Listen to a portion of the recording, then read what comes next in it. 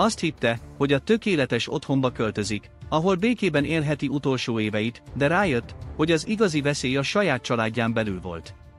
Elhallgattatva, manipulálva és elszigetelve egy idős nő úgy dönt, harcol a saját hangjáért, és amikor végre felszínre tör az igazság, senki sem menekülhet a következmények elől. Ha tetszenek az ehhez hasonló történetek, nézd végig, iratkozz fel erre a csatornára, és írd meg kommentben, honnan hallgatod.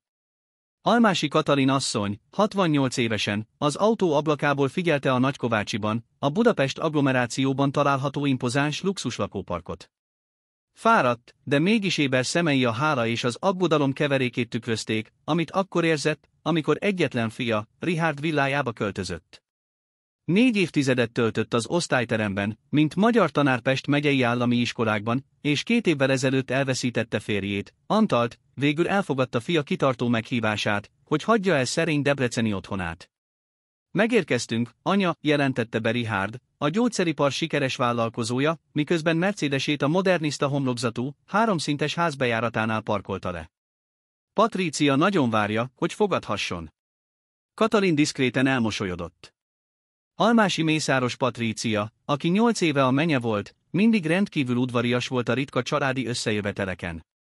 Elegáns, adminisztrációból diplomázott, marketing mesterfokozattal rendelkezett, és a budapesti felső 10 000 körében a kifinomultság mintaképe volt. Richárd egy budapesti üzleti kongresszuson ismerte meg, és egy villámgyors udvarlás után extravagáns ceremónián házasodtak össze a Szent István bazilikában. Almási Katalin asszony, legyen nagyon üdvözölve az új otthonában. Patrícia jelent meg az ajtóban, kifogástalanul egy olasz selyemegyüttesben, tökéletesen elrendezett szőke hajjal és kimért mosollyal. Tanult finomsággal ölelte meg anyósát, miközben az egyenruhás alkalmazottak már vitték be az idős asszony bőröngyeit. A villa hivalkodó luxusával lenyűgözött, neves tervezők által jegyzett bútorok, kortárs műalkotások a falakon, olasz márvány a padlón. Katalin, aki megszokta régi otthonának egyszerűségét, pillanatnyilag idegennek érezte magát. A keleti szárnyban lévő szobát kifejezetten az ön számára készítettem elő, magyarázta Patrícia, miközben a tágas folyosón vezette. A kertre néz, és közel van a zeneszobához. Tudom, hogy ön imádja hallgatni azt a kis rádióját, ugye? Richárd elmosolyodott, elégedetten látva az élete 2 legfontosabb nője közötti látszólagos harmóniát. Anya, imádni fogsz itt lakni. Patrícia mindent tökéletesen elintéz. A Katalin számára kijelölt szoba valóban tágas és elegáns volt, de a minimalista berendezés valahogy személytelenné tette, mint egy luxusszálloda szobáját. A komódon egyetlen barátságosabb tárgy állt, egy digitális képkeret, amely gondosan válogatott családi fotókat váltogatott. Hagyom, hogy kipihenje az utat, mondta Patrícia. Józsa, a szakácsnőnk, különleges ebédet készített. Pontosan 13 órakor tálalunk. Majd férjéhez fordulva, szerelmem, az a találkozó a japán befektetőkkel 2:30 van, ne felejtsd el. Egyedül a szobában Katalin kinyitotta legrégebbi bőröngyét, és kivette belőle a kis elemes rádiót, évtizedek óta hűtársát, valamint az aranyozott napraforgó alakú brossot, amit Antal adott neki az első házassági évfordulójukra. A brossot az éjjeli szekrény fiókjába tette, és halkan bekapcsolta a rádiót, egy magyar könnyűzenei adóra hangolva. Katalin alkalmazkodása az új rutinhoz az első napokban zökkenőmentesnek tűnt. Richárd, mindig elfoglalt lévén, korán ment el és későn jött haza, de ragaszkodott ahhoz, hogy anyjával és feleségével vacsorázzon, amikor csak lehetséges volt. Patrícia sűrű társasági életet élt, jótékonysági ebédek, spákezelések és hasonlóan tehetős barátnőkkel való találkozók között. Mindkettőjük távollétében Katalin órákat töltött a villa kertjében, különösen egy begónia ágyás közelében, amelyet a terek hátsó részén fedezett fel. Ebben a kertben ismerkedett meg jobban Júliával, a ház legfiatalabb alkalmazottjával, egy 36 éves nővel, aki Somogy megye vidékéről származott, és mindössze 6 hónapja dolgozott ott. Nagyon szereti a növényeket, ugye, Katalin asszony? Jegyezte meg Júlia egy délután, miközben az bokrokat öntözte. Mindig is szerettem. A debreceni házamban volt egy kis udvarom, de tele volt élettel, válaszolta az idős asszony nosztalgikus tekintettel. Van gyereke, Júlia? Van egy lányom, Fanni, 18 éves. Első éves ápoló a Semmelweis Egyetemen. Azért dolgozom itt, hogy fizessem a főiskoláját. A beszélgetés természetesen folyt, és Katalin kellemes társaságra talált Júliában, valamire, ami hiányzott abból a hatalmas házból, ahol a tér ellenére egyre inkább bezárva érezte magát. Patrícia viselkedésének változása szinte észrevétlenül kezdődött. Először finom megjegyzések voltak a reggeli alatt, amikor Richard már elment. Katalin asszony, észrevettem, hogy egész éjjel bekapcsolva hagyta a rádiót. A hang áthatol a falakon, tudja? És ez a régi modell sok energiát fogyaszt. Aztán jöttek az álcázott korlátozások. Jobban szeretem, ha ön nem nyúl a nappali tévé beállításaihoz. Nagyon érzékeny integrált rendszerünk van. A kert hátsó részén lévő begóniákat ki kell húzni az új tájrendezési terv miatt. Remélem, nem bánja. 2 héten belül Katalin kedvenc virágágyása eltűnt, helyét díszkövek és egy absztrakt acélszobor vették át. Az idős asszony nem panaszkodott, csak csendes sóhajjal figyelte a változást. Egy vacsora során egy fontos gyógyszeripari ügyféllel és feleségével Katalin ártatlanul megemlítette, mennyire hiányzik neki a régi debreceni szomszédja. Eunika asszony csodálatos kukorikadarás süteményt készített. Receptet cseréltünk, és vasárnap délutánonként együtt rádióztunk.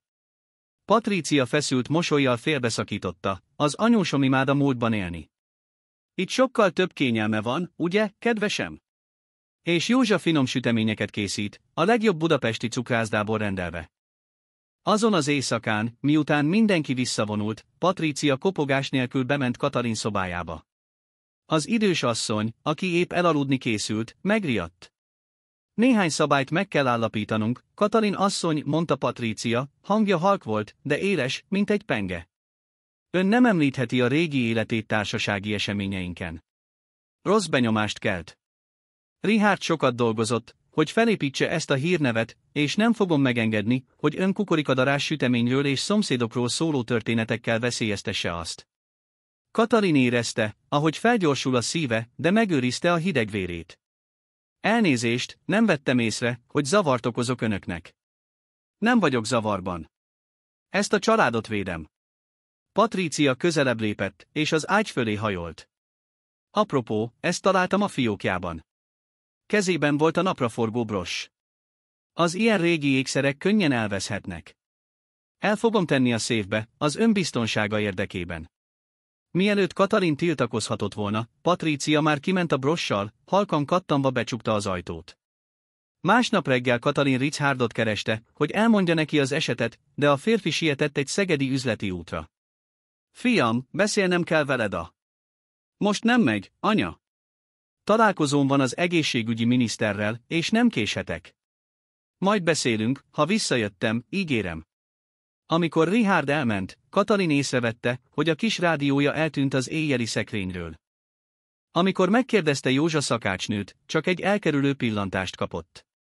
Patrícia asszony teljes takarítást rendelt el a szobákban. Lehet, hogy máshova tették.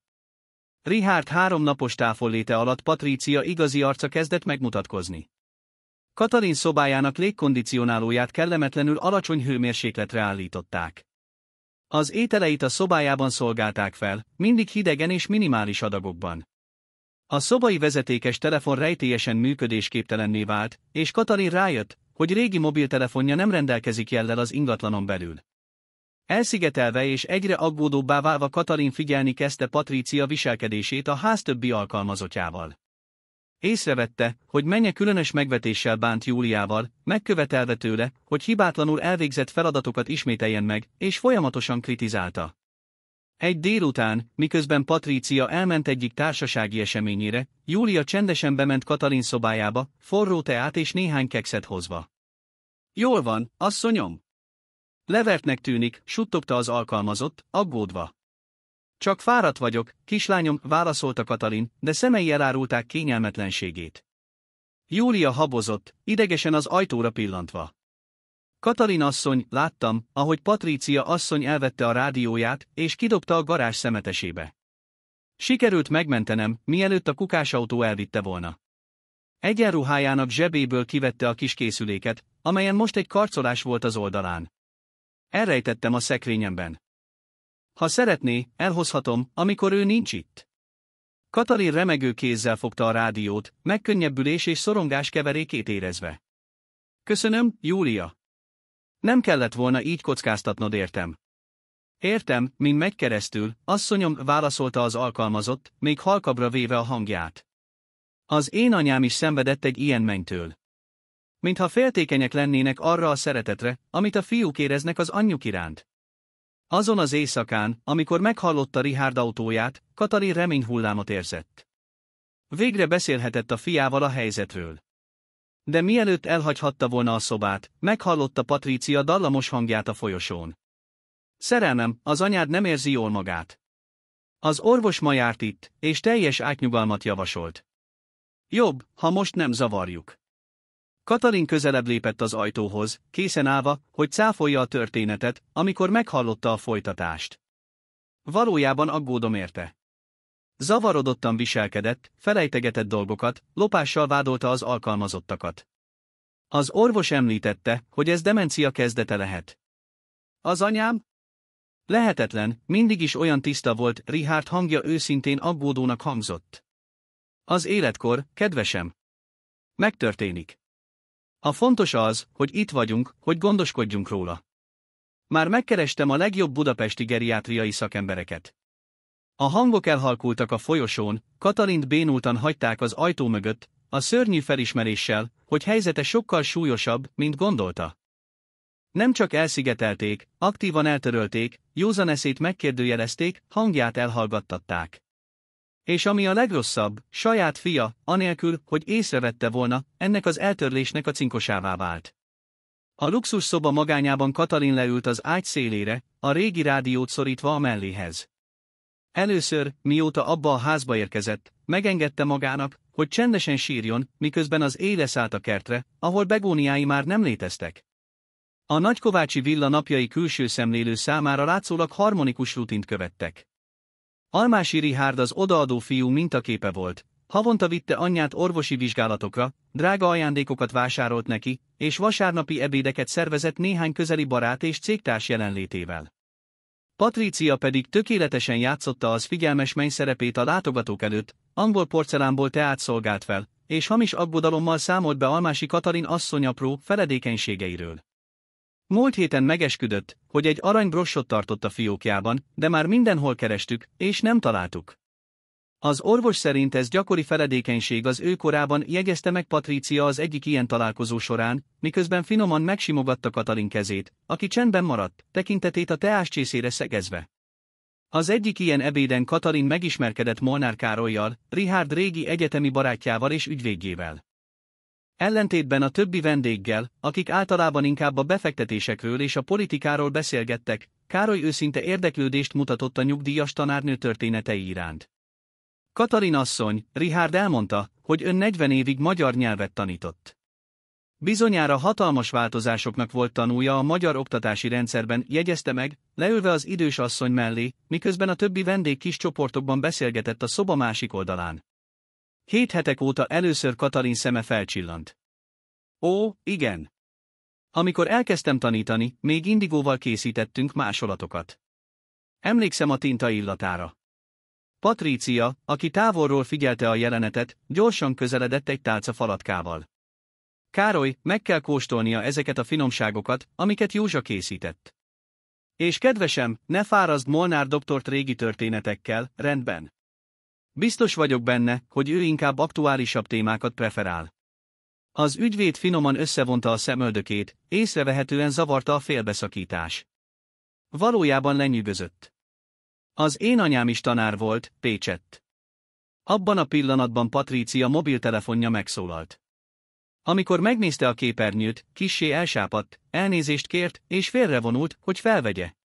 Károly észrevette a viselkedésváltozást, és álcázva figyelte, ahogy Patricia kiment a kertbe, izgatottan telefonálva. Katalin asszony, mondta halkan, levertnek tűnik. Minden rendben van itt. Mielőtt Katalin válaszolhatott volna, Richard közeledett, megszakítva a beszélgetést. Károly, gyere nézd meg az új automatizálási rendszert, amit az irodában telepítettem. Nem fogsz hinni a szemednek. Amikor a férfiak eltávoztak, Katalin egy jelenlétet érzett maga mellett. Vas Lujza volt az, egy fontos budapesti politikus felesége és több jótékonysági szervezet támogatója. Egy elegáns, 50-es éveiben járó nő, aki éles látásáról és diszkréciójáról volt ismert. A menye mindig is ilyen, irányító volt. Kérdezte Louisa lazán, de figyelmes szemekkel. Patricia csak a legjobbat akarja a családnak, válaszolta Katalin automatikusan, mintha egy begyakorolt mondatot ismételne. Louisa egy pillanatra tanulmányozta az idős asszony arcát.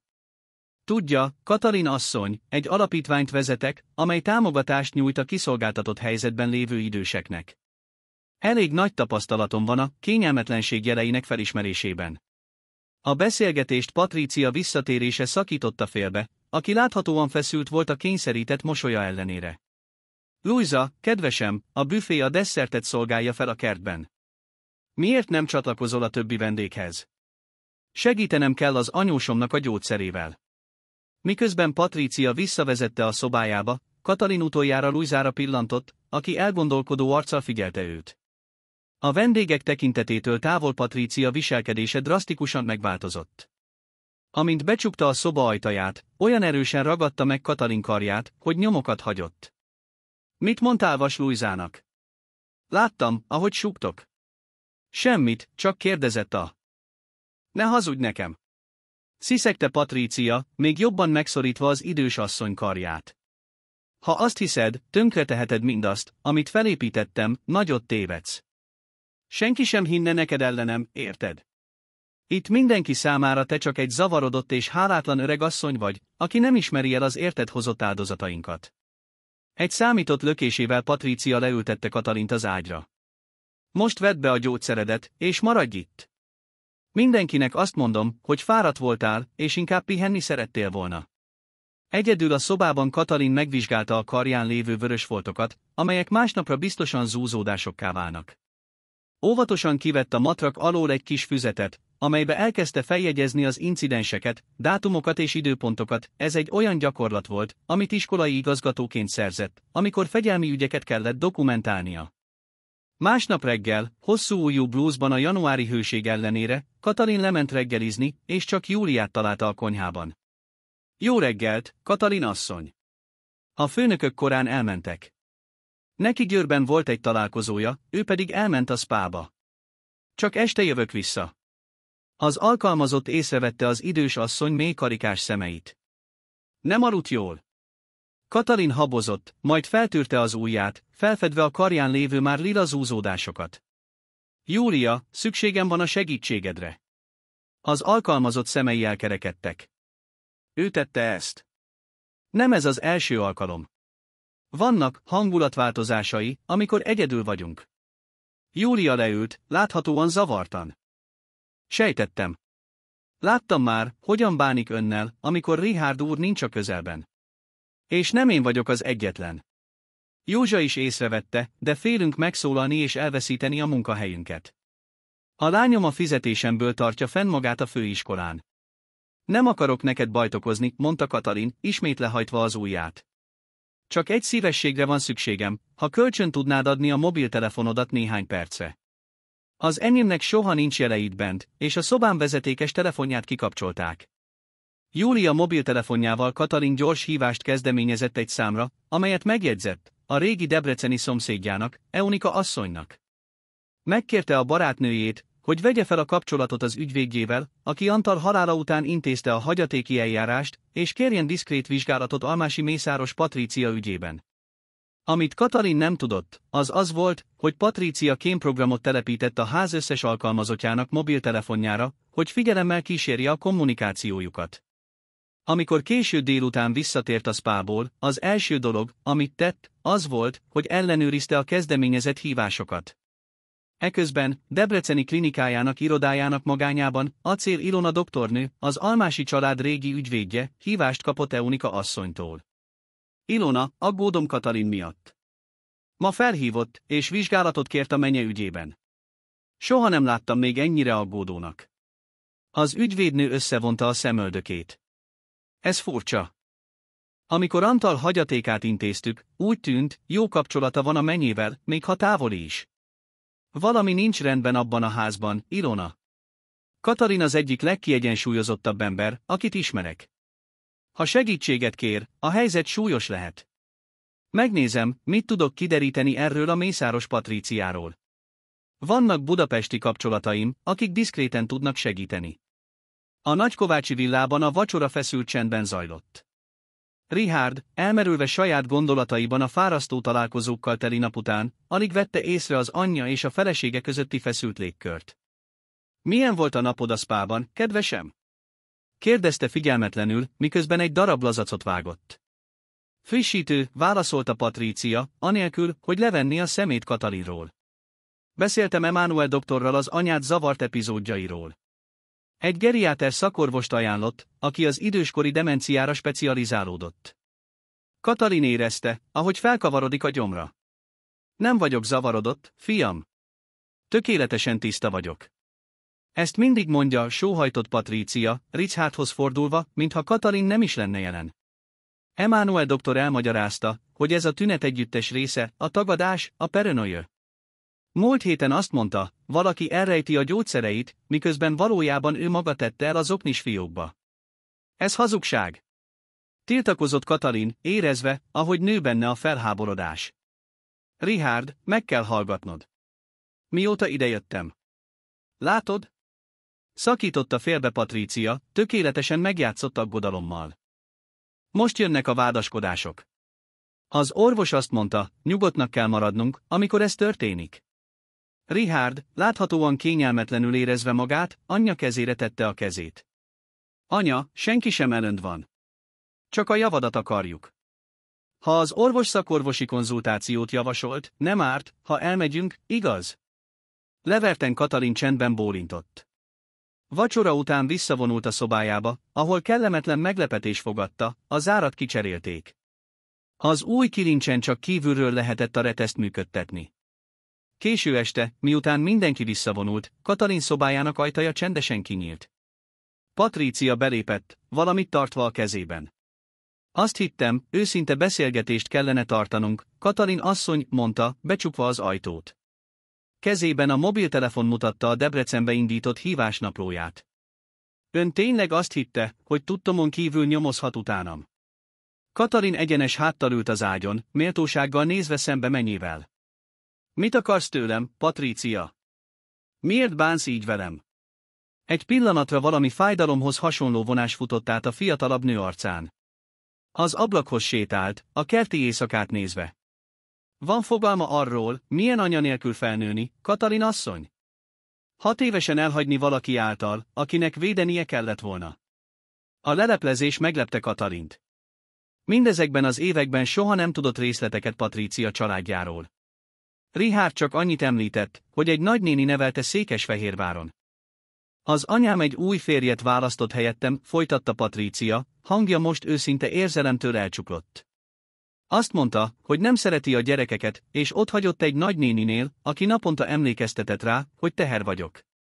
Tudja, mit irigyeltem a legjobban az iskolatársaimtól? Az anyjukat. Az anyákat, akik megjelentek az év végi előadásokon, akik születésnapi tortákat sütöttek, akik gondoskodtak róluk, amikor betegek voltak. Katalin felé fordulva arca elégedetlenség maszkjává változott. És akkor megjelenik ön, a tökéletes anya. Az odaadó tanárnő, aki példás fiút nevelt. Az erény mintaképe, akit Richárd soha nem győz dicsérni. És most itt van, az én házamban, naponta emlékeztetve arra, amim soha nem volt. Katalin együttérzés hullámát érezte, a félelem ellenére. Patrícia, sajnálom, amin keresztül mentél, de... Kímélj meg a szánalmától. Vágott közbe Patrícia, ismét közelebb lépve. Azt hiszi, érti, de semmit sem ért. Mindent a nulláról építettem fel, családi segítség nélkül, örökség nélkül, az anyai szeretet nélkül, amiből önnek bőven jutott.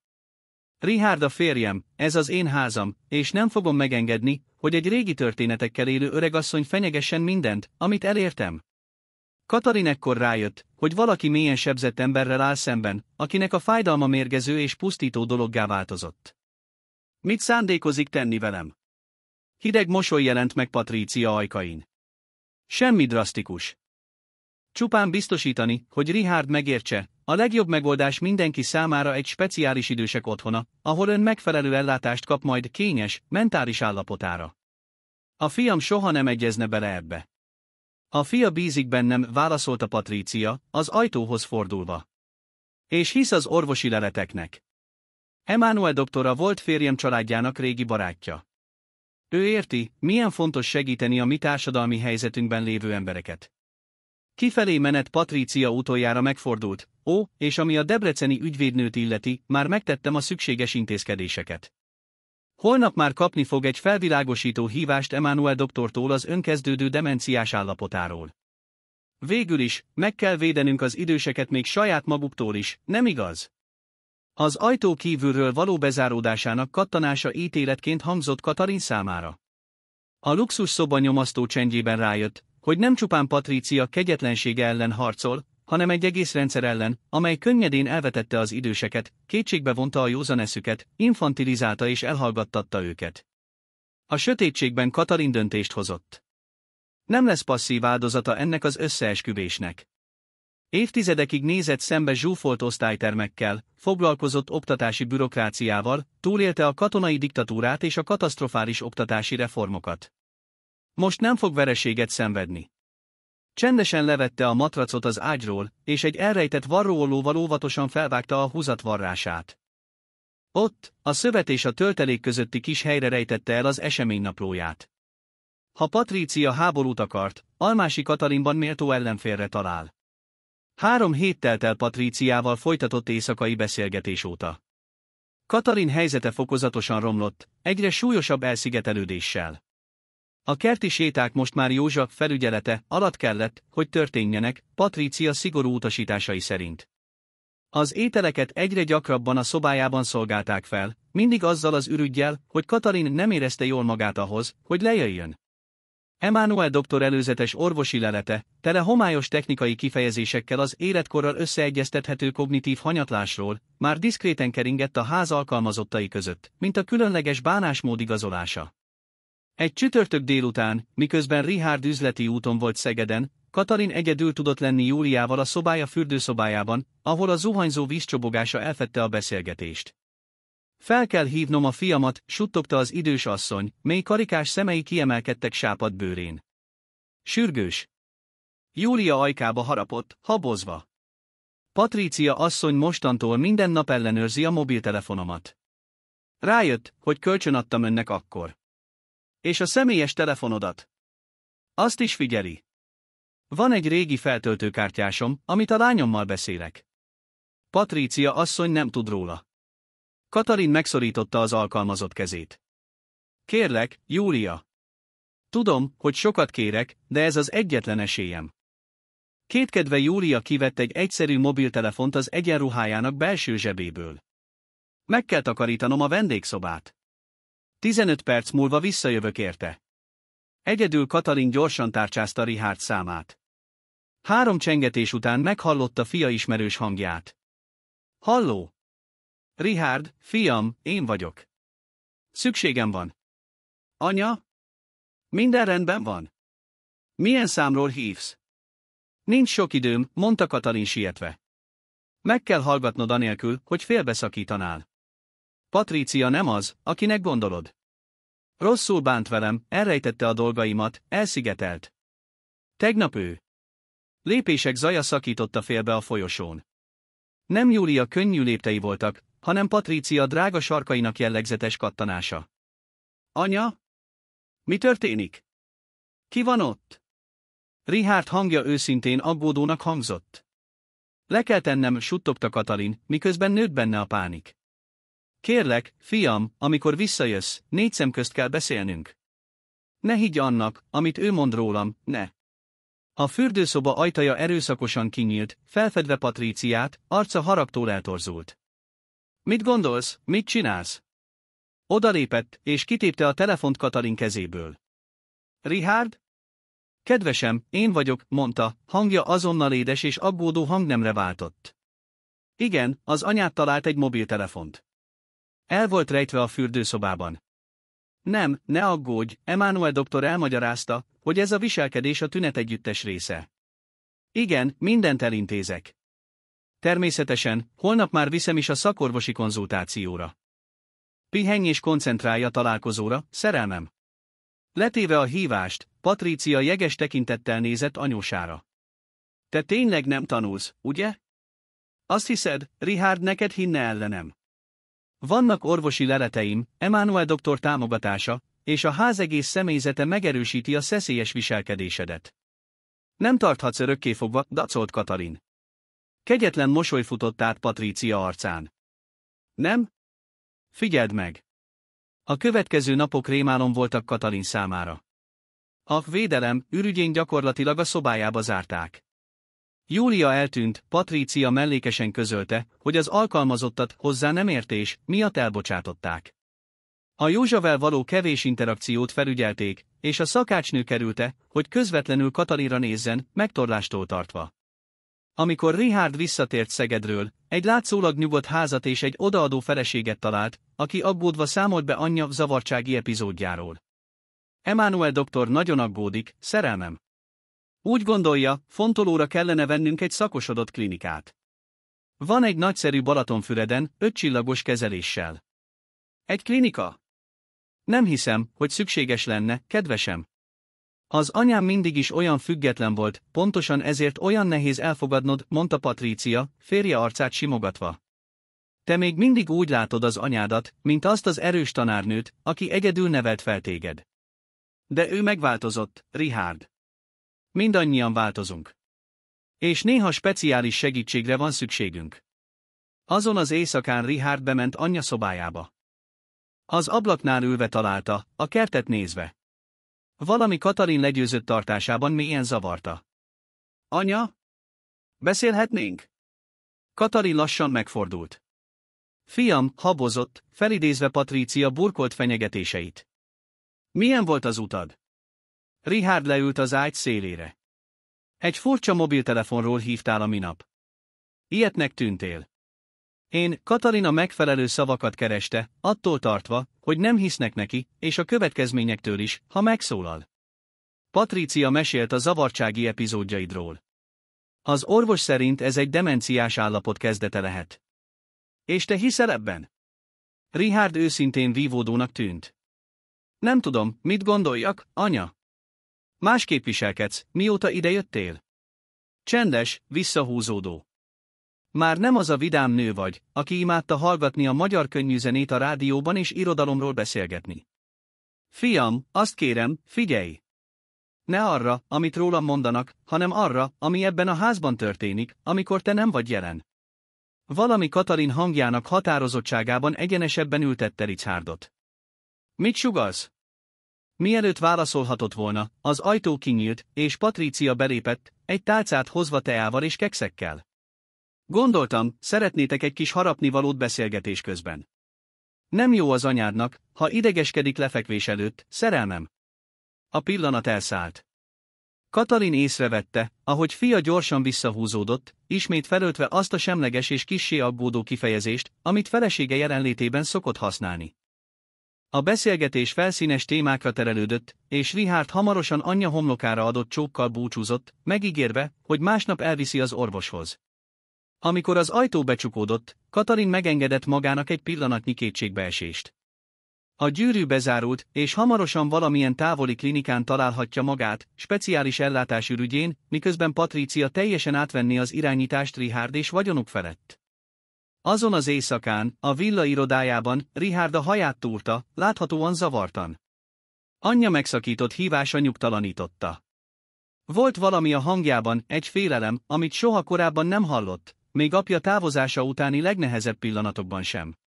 A telefon megszólalt, megszakítva gondolatait. Molnár Károly volt az, barátja, az ügyvéd. Károly, milyen jó, hogy hívtál. Szükségem van egy tanácsra. Valójában az anyád miatt hívlak, válaszolta Károly, komoly hangon. Richard, emlékszel arra az ebédre, amikor beszélgettünk? Észrevettem valami furcsát Patricia viselkedésében, amikor közeledtem Katalin asszonyhoz.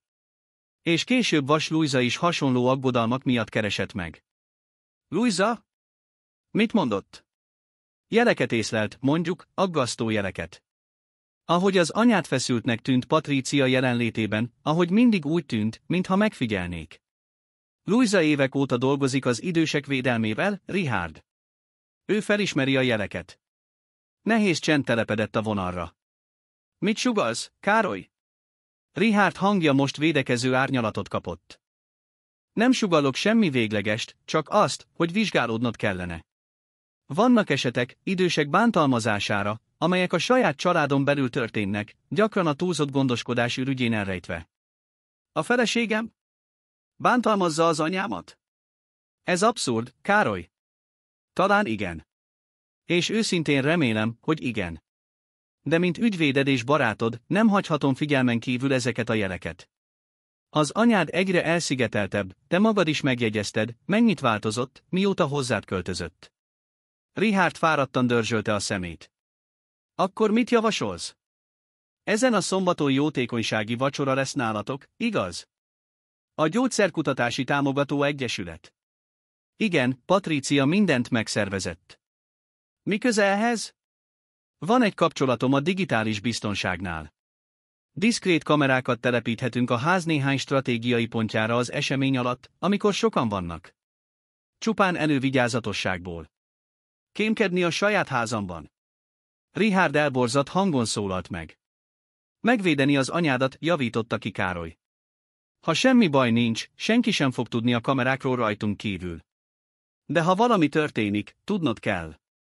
A következő szombaton az Almási villa tele volt fontos vendégekkel a jótékonysági vacsorán. Neves orvosok, gyógyszeripari vállalkozók, politikusok és feleségeik járkáltak a tágas teremben, amelyet fehér orchidea kompozíciók díszítettek, Patrícia kedvenc virága. Az előkészületek forgatagában senki sem vette észre, amikor Molnár Károly és egy fiatal asszisztens diszkréten kis megfigyelő kamerákat telepített stratégiai pontokra, a nappaliba, a konyhába, a főfolyosóra, és ami a legfontosabb, arra a verandára, ahol Katalin asszony gyakran ült, hogy a kertet figyelje. Katalin maga is részt vehetett az eseményen, miután Patrícia ragaszkodott hozzá, hogy jó lenne a szocializációjának. A menye által kiválasztott sötétkék kosztümben és egy profi fodrász által elkészített frizurával az idős asszony egy jól ápolt, de elhalványult önmagára emlékeztetett. Az esemény alatt Vas Lujza diszkréten közeledett Katalinhoz, aki egyedül ült a terem egyik sarkában. Hogy van, Katalin asszony? Kérdezte, leülve mellé. Jól vagyok, köszönöm, válaszolta automatikusan, idegesen körbenézve, hogy megtalálja Patríciát. Aggódónak tűnik. Van valami, amiben segíthetek? Katalin habozott. Bízott abban az ösztönében, amelyet évtizedes tanári pályafutása során fejlesztett ki, és amely lehetővé tette számára, hogy felismerje az őszintén aggódó embereket. Lujza is ilyennek tűnt. Lujza, suttogta, kihasználva, hogy a háttérzene elfedte szavait, ha valami történik velem, kérlek, tartsd szemmel a fiamat. Vak arra, ami ebben a házban történik. Mielőtt Lujza válaszolhatott volna, Patrícia megjelent mellettük, kifogástalan társasági mosolyával. Lujza, kedvesem! Pál képviselő keres téged. Valami arról az idősek védelméről szóló törvénytervezetről, amit fejlesztenek. Amikor Lujza eltávolodott, Patrícia Katalinhoz hajolt. Mit súgtál neki? Csak a virágokról beszélgettünk. Gyönyörűek. Patrícia mosolya nem érte el a szemét. Persze, hogy igen. Vacsora után menj vissza a szobádba. Már beszéltünk arról, hogy ezek az események mennyire fárasztóak az önkorában lévő emberek számára. A vacsora incidensek nélkül zajlott, Patrícia tökéletesen játszotta az odaadó és figyelmes háziasszony szerepét. Egy ponton rövid beszédet tartott az idősek gondozásának fontosságáról, saját anyósát idézve példaként arra a szeretetre és odaadásra, amit családunk az idősebbek iránt tanúsít.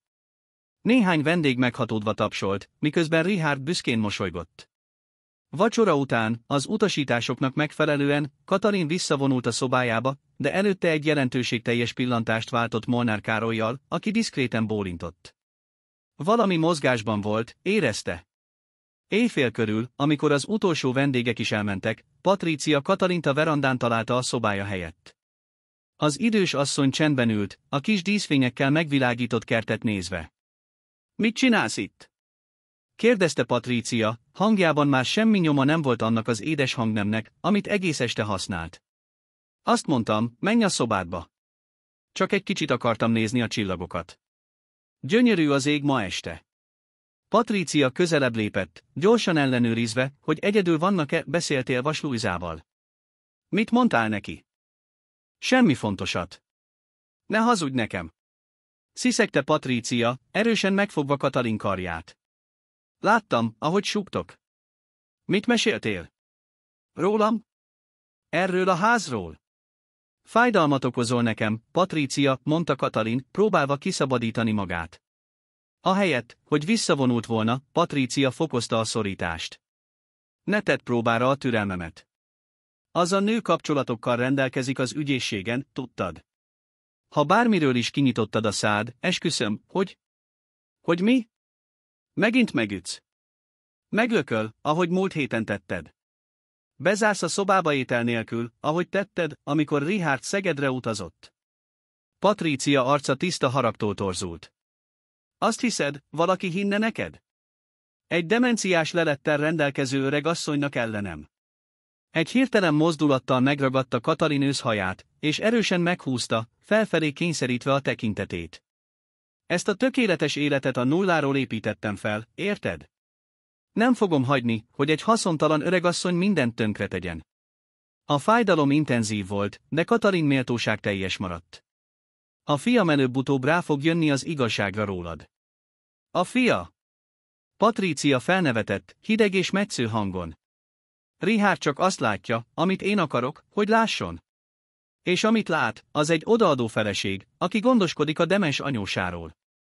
Egy utolsó lökés után elengedte Katalin haját.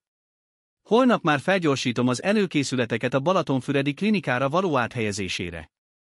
Már beszéltem Emmanuel doktorral egy sürgősségi beutalásról. Ezekkel a szavakkal Patrícia gyorsan összeszedte magát, megigazította a ruháját, és visszament a házba, Katalint egyedül hagyva a verandán, csendes könnyekkel, amelyek végigfolytak az időtől meggyötört arcán. Amit egyikük sem tudott, az volt, hogy minden szó, minden erőszakos gesztus rögzítésre került a veranda eresze alatt diszkréten elhelyezett kis kamera által. A villa irodájában Almási Richard nézte a jelenetet a laptopján, arca sápadt volt a sokktól és a horrortól. Mellette Molnár Károly csendben figyelt, komoly arckifejezéssel. Istenem, suttogta Richard, hangja elcsuklott. Hogy nem vettem észre? Hogy lehettem ilyen vak? Az olyan emberek, mint a felesége, a manipuláció mesterei, válaszolta Károly lágyan. Tökéletes homlokzatot építenek, amelyet kívülről lehetetlen áttörni. Richard hitetlenkedve nézte újra a jelenetet, Patrícia átalakulását, a kecses és kontrollált háziasszonyból percek alatt kegyetlen támadóvá vált. Van még, mondta Károly, más videófájlokra lépve. A kamerák reggel óta működnek. Nézd meg ezt! A videók megmutatták Patríciát, ahogy alkalmazottakkal kiabál, amikor azt hitte, senki fontos nem figyeli, megmutatták, ahogy bement Katalin szobájába, hogy leszidja az eseményre való öltözéke miatt, megmutatták, ahogy telefonon beszél valakivel, az anyós beutalásának részleteiről tárgyalva, és összegeket említve, hogy biztosítsa, hogy jól elszigetelve maradjon. Mit tegyek most? Kérdezte Richard, hangja remegett a dühtől és a bűntudattól. Először is, biztosítanunk kell az anyád biztonságát, válaszolta Károly, felvéve az ügyvéd professzionális hangnemét. Még nem konfrontálhatjuk közvetlenül Patríciát. Veszélyes és kiszámíthatatlan. Azonnal el kell vinnem anyámat innen. Igen, de ezt úgy kell megtennünk, hogy ne keltsen gyanút. Van egy tervem.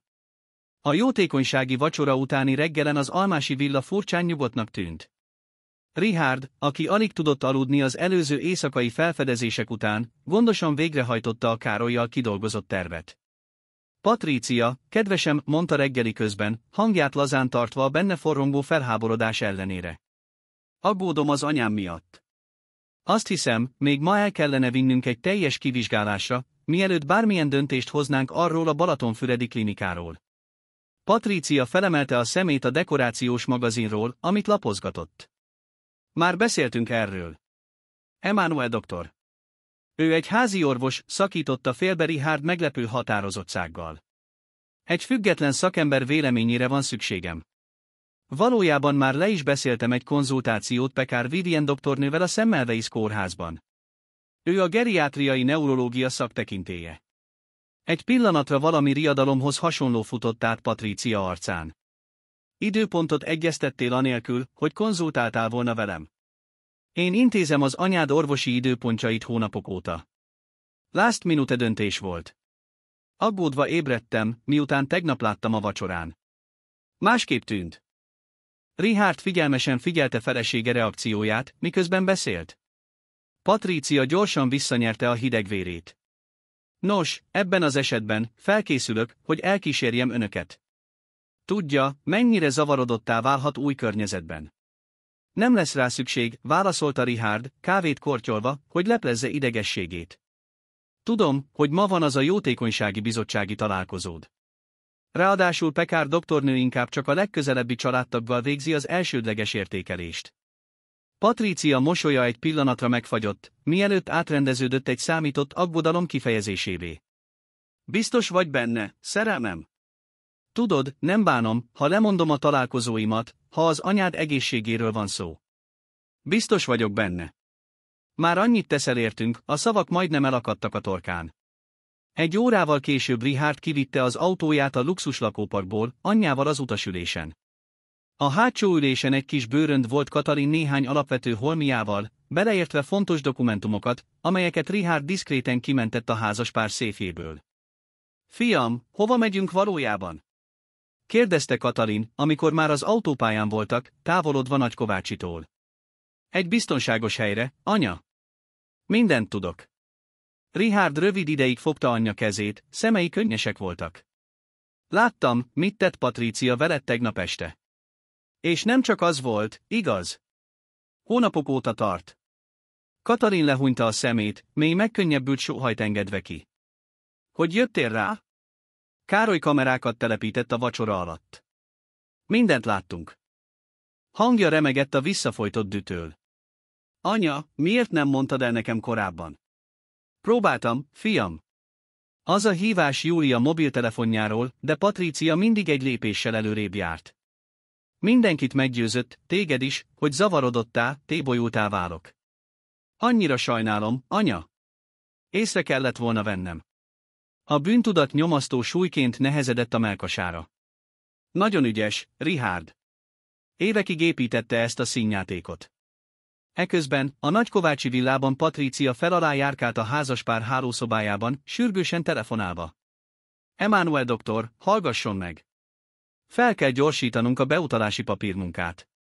Richard kezd kérdéseket feltenni, elvitte egy másik orvoshoz konzultációra. Igen, tudom, hogy szabálytalan, de azt mondta, bármilyen problémát meg tud oldani, nem igaz? Jelentős összegről van szó. A vonal másik végén az orvos habozónak tűnt. Patricia, több dokumentációra van szükségünk egy nem önkéntes kórházi kezeléshez. Nem olyan egyszerű, mint gondolod.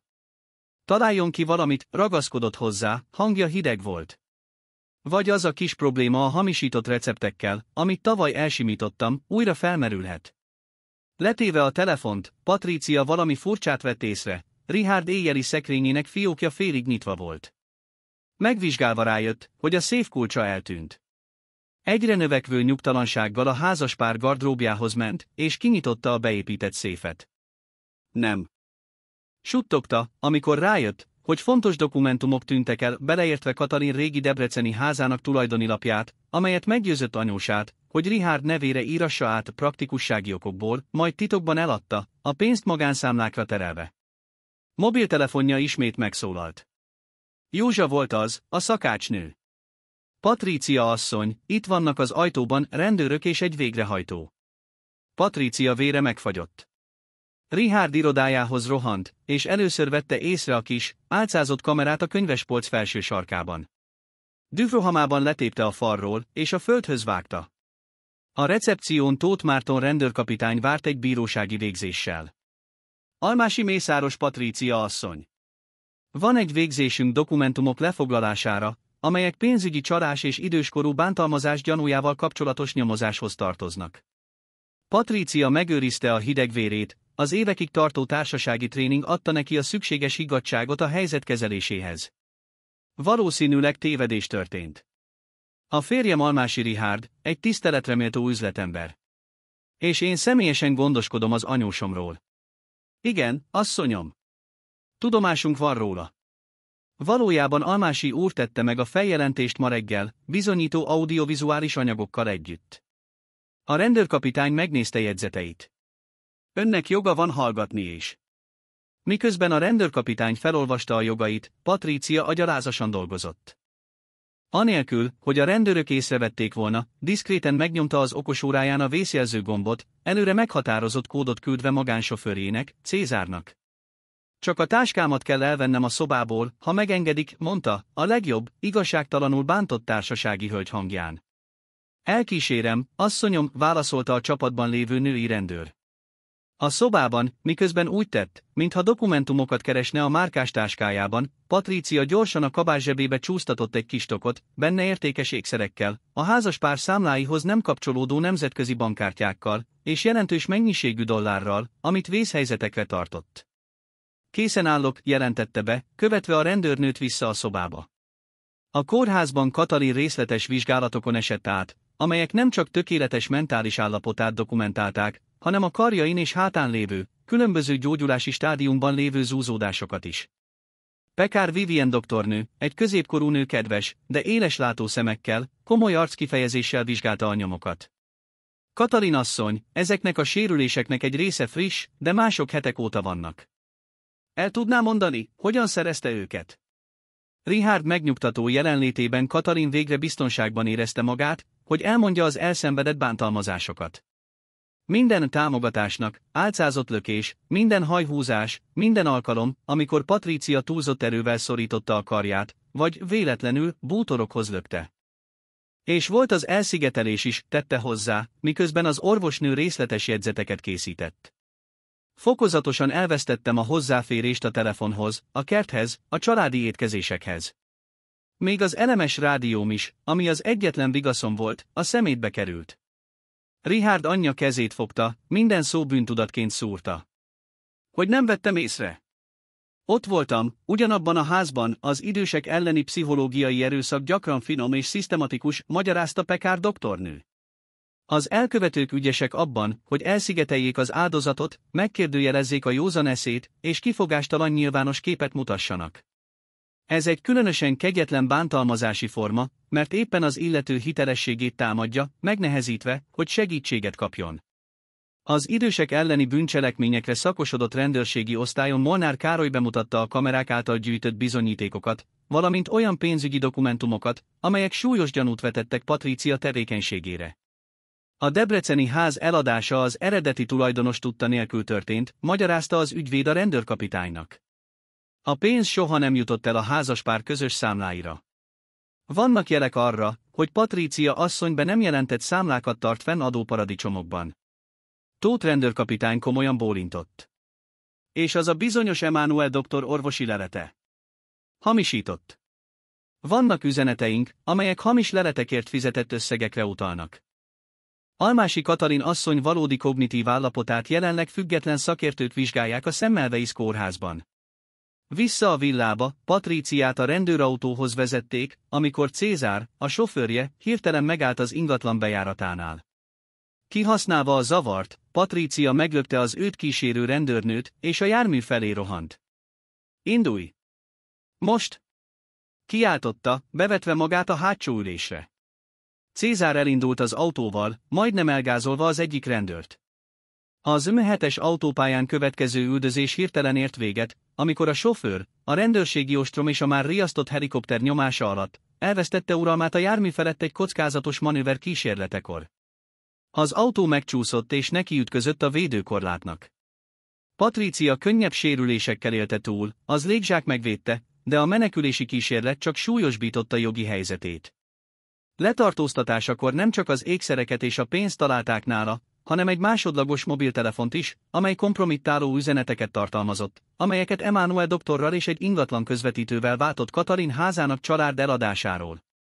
3 hónappal később egy hangulatos ház a budapesti Pasarét városrészben, egy sorházban fogadta új lakóit, Almási Richardot és Katalint.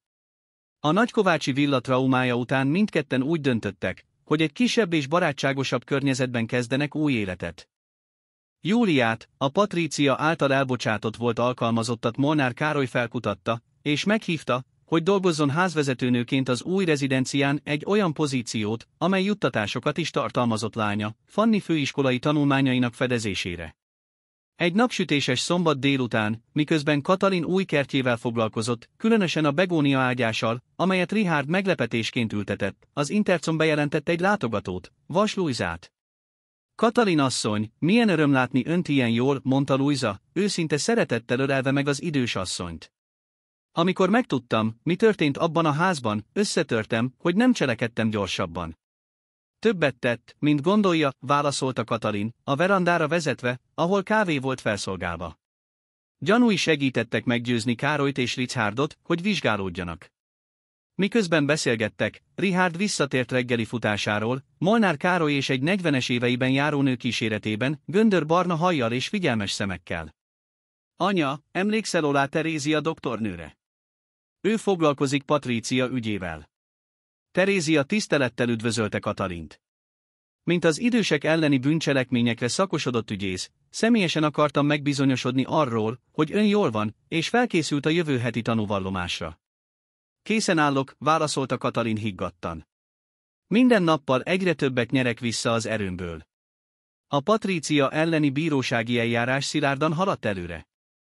Az időskorú bántalmazása és pénzügyi csalás vádjai mellett mélyebb vizsgálatok hasonló viselkedési mintát tártak fel a múltjában, beleértve első férjének, egy üzletembernek a pénzügyi manipulációját, aki most együttműködött az ügyészséggel. Új szobájának komódjában egy különleges fiókban Katalin egy visszaszerzett kincset őrzött, a napraforgó brossot, amit Antal adott neki, és amit a rendőrségi nyomozások során mentettek ki a villa széfjéből. Több volt, mint egy ékszer, a túlélés és az ellenállás szimbóluma volt. Egy délután, miközben Katalin a régi elemes rádióját hallgatta a kertben, amelyet Richard most megjavított, fia más kifejezéssel közeledett hozzá. Anya, emlékszel Pekár Vivien doktornőre, a neurológusra, aki megvizsgált téged azon az első napon? Persze. Egy kiváló szakember. Mi találkozgatunk. Beszélgetni, tudod? Arról, ami történt, az újrakezdésről. Katalin elmosolyodott, észrevéve a fiú szemében a csillogást, valamit, amit nem látott Patríciával kötött házassága előtt. Különleges nőnek tűnt számomra. Más, mint bármi, amit valaha is átéltem, vallotta be Richard, anyja mellé ülve. Nincs benne színlelés, nincsenek maszkok.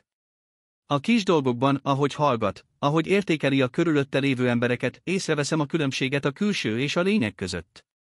A bíróságon, a nemzeti média figyelmét megragadó tárgyalás során Katalin higgadt és méltóságteljes vallomást tett, tanári pontossággal számolt be minden elszenvedett bántalmazásról.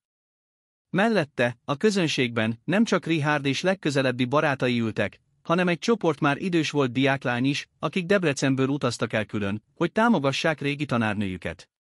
Az ítéletet egy esős júniusi délutánon hirdették ki, Patríciát minden vádpontban bűnösnek találták, és zárt intézetben letöltendő büntetésre ítélték, amellett, hogy Katalinnak erkölcsi és anyagi károkért kártérítést kell fizetnie. A debreceni ház szabálytalan eladását érvénytelenítették, és a titkos számlákra terelt összegeket fokozatosan visszaszerezték nemzetközi együttműködés révén. Azon év végén egy kis ápolói főiskolai diplomaosztó ceremónia különleges csoportot gyűjtött össze. Katalin, büszkeségtől ragyogva, Richard, Pekár Vivien doktornő kíséretében, akivel most kölcsönös tiszteleten alapuló kapcsolatot tartott fenn, Júlia, meghatódva látva lányát, Fannit, ahogy átveszi a diplomáját, valamint Károly és Luiza, akik a család közeli barátaivá váltak. Fanninak, mondta Katalin, egy kis csomagot adva az ifjú végzősnek, valami, ami egy olyan nőé volt, aki szintén hitt az oktatás és a gondoskodás erejében. A dobozban a napraforgó bross volt, a fény és a kitartás szimbóluma. Nem tudnék elképzelni senkit, aki méltóbb lenne arra, hogy folytassa az örökségét, magyarázta Katalin. Egy fiatal nő, aki hivatásból leszápolónő, hogy őszintén gondoskodjon másokról. Fanny, könnyekkel a szemében, megölelte az idős asszonyt. Ígérem, tisztelem ezt az ajándékot, Katalin asszony.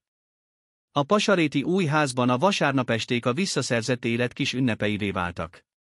A kertben terített asztal körül nem csak a családtagok gyűltek össze, hanem a nehézségeken keresztül épült család is. Júlia és Fanny, Károly és felesége, Luisa, Pekár Vivien doktornő, aki egyre inkább beilleszkedett a csoportba, és alkalmanként még Eunika asszony is, a régi debreceni szomszéd, aki Budapesten látogatott meg különösen ezekre a találkozókra. Egy ilyen estén, miközben a beszélgetések élénken folytak a kerti fények alatt, Richárd felemelte poharát egy kocintásra. Anyámnak, Almási Katalinnak, aki életem legnagyobb leckéjét tanította meg nekem, hogy az igazi erő nem a hatalomban vagy a pénzben rejlik, hanem abban a képességben, hogy megőrizzük a méltóságunkat még a legsötétebb pillanatokban is. Katalin elmosolyodott, figyelte a körülötte lévő kedves emberek körét. A régi rádióból, amely az asztalon volt, lágyan szólt egy dal Elis Reginától, Como Nossos Pais, amely a meg nem adó szerelemről, az életről szól, amely a hegek ellenére is folytatódik. A következő héten Katalin váratlan meghívást kapott. Az Idős Támogatási Alapítvány, amelyet Vas Lujza elnökölt, tanácsadói pozíciót ajánlott neki egy új oktatási programban, amely az időskorúak jogainak tudatosítására irányult. Az öntapasztalata oktatóként és túlélőként felbecsülhetetlen lenne, magyarázta Lujza. Sok idős ember szenved csendben, mert nem ismeri a jogait, vagy fél attól, hogy nem hisznek neki. Katalin azonnal elfogadta. 69 évesen élete új fejezete előtt állt, már nem áldozatként, hanem a változás ügynökeként. Egy olyan társadalomban élünk, amely gyakran infantilizálja és leértékeli az időseket, jelentette ki első előadásában a képzésben résztvevő szociális munkásoknak. Amikor egy idős ember megpróbál bántalmazásokat jelenteni, gyakran megkérdőjelezik a szavát, kétségbe vonják a józan eszét. Ezt a ciklust meg kell törni.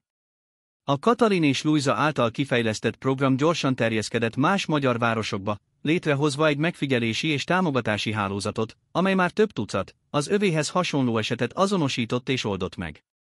Egy csendes délutánon, miközben a kertjében ült és anyagot írt a következő workshophoz, Katalin hívást kapott Richárdtól. Anya, hangja meghatódottan szólt, Vivien elfogadta a házassági ajánlatomat. Az öröm, amit érzett, őszinte és mély volt. Fiam, milyen csodálatos hír! Megérdemlitek a világ minden boldogságát. Ezúttal másképp akarom csinálni. Egy egyszerű, őszinte esküvőt, csak olyan emberekkel körülvéve, akik igazán számítanak. És éppen ezért lesz tökéletes, válaszolta bölcsen. Azon az éjszakán, lefekvés előtt Katalin elgondolkodott a hosszú úton, amit a Nagykovácsi villa sötét napjai óta megtett. A fizikai hegek eltűntek, és az érzelmiek, bár még jelen voltak, már nem irányították őt. Naplójában, amely most már nem a bántalmazások, hanem a mindennapi sikerek feljegyzése volt, ezt írta. Ma 1 éve, hogy szabad vagyok. Amikor arra a elhallgattatott nőre gondolok, akivé abban a házban váltam, alig ismerem fel magam. A félelem megpróbál meggyőzni minket arról, hogy kicsik, törékenyek, képtelenek vagyunk. De az igazság az, hogy hordozunk magunkban egy erőt, amelyet még a legrosszabb bántalmazó sem tud teljesen kioltani. Az előre haladott kor nem tett kevésbé méltóvá, kevésbé emberivé, kevésbé tiszteletre méltóvá. Épp ellenkezőleg, most hordozom magamban az összes megnyert csata, az összes leküzdött akadály felhalmozott erejét. És ha a történetem legalább egy embernek segíthet megtalálni a saját hangját, akkor minden szenvedés megérte. Holnap még több begóniát ültetek a kertbe. Richárd hozott többféle színű palántát. Az élet tovább virágzik, minden valószínűség ellenére. Bezárva a naplót, Katalin kinézett az ablakon a budapesti csillagos égre. Valahol, tudta, mások is, hozzá hasonlóan, saját árnyékaikkal néztek szembe. Ezeknek az embereknek a története mostantól fény lesz, akárcsak a napraforgó, amely mindig a nap felé fordul, még a legborúsabb napokon is. Új begóniák, új mosolyok, új fejezetek. Az élet, végtelen megújulási képességével, folytatta útját. És ezúttal Almási Katalin is vele tartott, nem csendes megfigyelőként, hanem saját újrakezdésének és megváltásának történetének főszereplőjeként.